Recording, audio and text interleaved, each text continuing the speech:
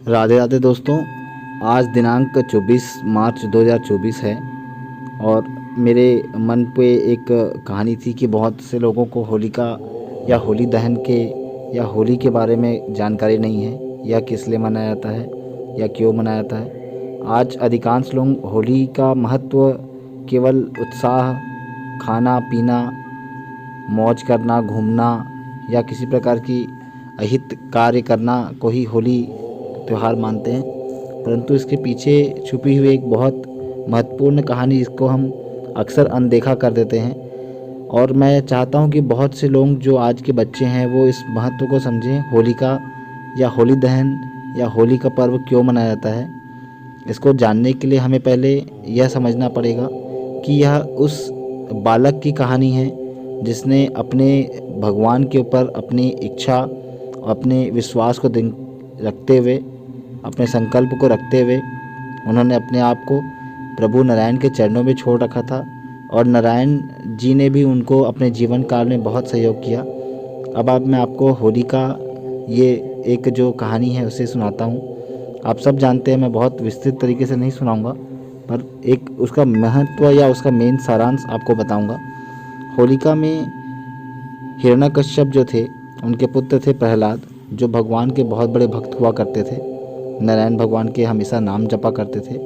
उनको बहुत विश्वास था कि उनके नारायण सृष्टि के हर स्थान पर हैं और वह हमेशा उनकी रक्षा करेंगे।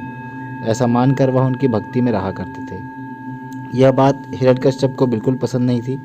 वह चाहते थे कि वह नारायण का नाम लेना बंद करे और उनकी बात माने। यह उनका पुत्र था। उन्हें लगता था कि मेरा पुत्र होकर मेरी प्रशंसा ना करते हुए वह किसी और की नाम जाप और उनके ऊपर भक्ति रखता है। उन्होंने लाख प्रयास किए।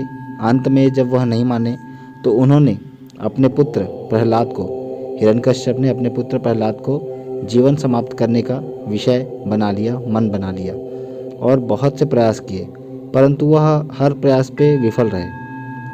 अब उन्होंने सोचा कि उनकी एक बहन थी जिनका नाम होलिका था।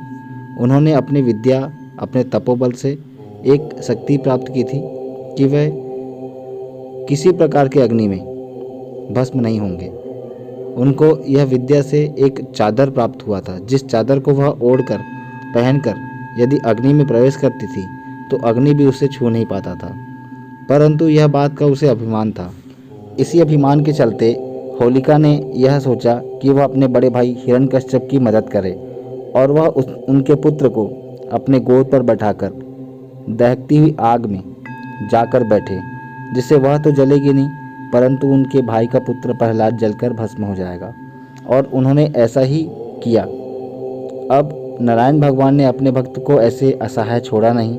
उन्होंने इतनी जोरदार हवा या आंधी को वहाँ प्रकट किया कि वह जो चादर था जिसकी वजह से होलिका जल नहीं सकती थी, वह चादर उससे उड़कर वह प्रहलाद पर जा कर के लिपट गया और होलिका उस दहकती हुई आग पर जलकर भस्म हो गई।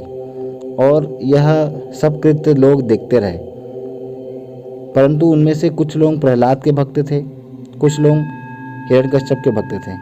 तो होलिका में यदि प्रहलाद जलकर भस्म होता तो राक्षस प्रवृत्ति के लोग जो थे वो खुश मनाते या वह आनंदित होते, और यदि प्रहलाद बचता तो भगवान नारायण के जो भक्त थे, प्रहलाद के जो भक्त थे, वह आनंद मनाते।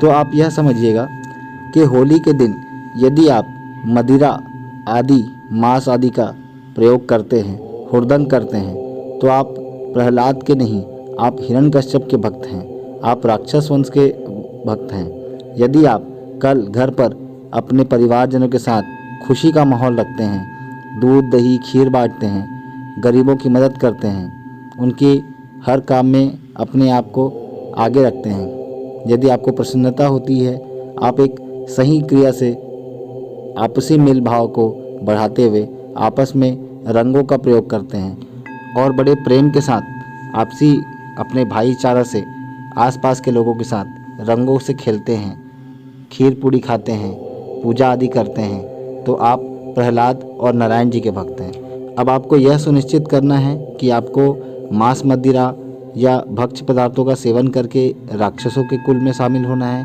या अच्छे कृत्य करके अच्छे से होली को मनाकर, प्रेम पूर्वक आपस में रंग लगाकर, आपस में प्यार से रह करके नारायण और प्रहलाद के भक्त बने रहना है। यह आपके ऊपर है, आप खुद ही समझदार हैं। कल की होली उल्लास के साथ खेलें, हर्षित होकर खेलें, खुशी से खेलें, परंतु किसी को परेशान ना करें, किसी को कष्ट ना दें, तो आप भी प्रहलाद और नारायण जी के भक्त रहेंगे।